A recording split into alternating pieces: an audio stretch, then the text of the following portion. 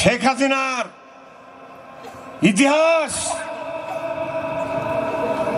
বাংলাদেশের প্রধানমন্ত্রী হওয়ার পরও আমরা শুনেছি শেখ হাসিনাকে ভারত থেকে বলা হয় মুখ্যমন্ত্রী। ভারতের শক্তিতে হাসিনাকে বাঁচানো যাবে না, শত শত মানুষকে হত্যার বিচার এদেশেই হবে বলে মন্তব্য করেছেন রাজশাহী জেলা বিএনপির আহ্বায়ক আবু সাইদ চাঁদ। মহান বিজয় দিবস উপলক্ষে মঙ্গলবার রাজশাহীর বাঘা উপজেলার বাউসা ইউনিয়ন যুবদল, স্বেচ্ছাসেবক দল এবং ছাত্রদলের উদ্যোগে বাউসা হারুনুর রশিদ শাহ দ্বিমুখী উচ্চ বিদ্যালয় মাঠ প্রাঙ্গণে বিশাল জনসভা এবং সাংস্কৃতিক অনুষ্ঠানে প্রধান অতিথির বক্তব্যে তিনি এই মন্তব্য করেন।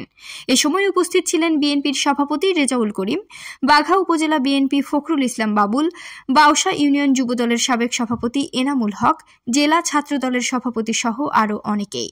কৃষক, শ্রমিক, মেহনত জনতা, মা বোনের ত্যাগের বিনিময় আজকে নতুন বাংলাদেশ নতুনভাবে স্বাধীন হয় 5 আগস্টে। আপনারা জানেন এই স্বাধীনতা সংগ্রামে 2008 জন মানুষকে শেখ হাসিনা হত্যা করে। এখানে ক্ষান্ত না, আমরা খেয়াল করলে দেখি এই মানুষকে হত্যা করার সময় সারা বিশ্বে যখন ঝড় উঠল, বলা হলো যে শেখ হাসিনা এই খুন বন্ধ করো, তাকে ঘৃণা করলো।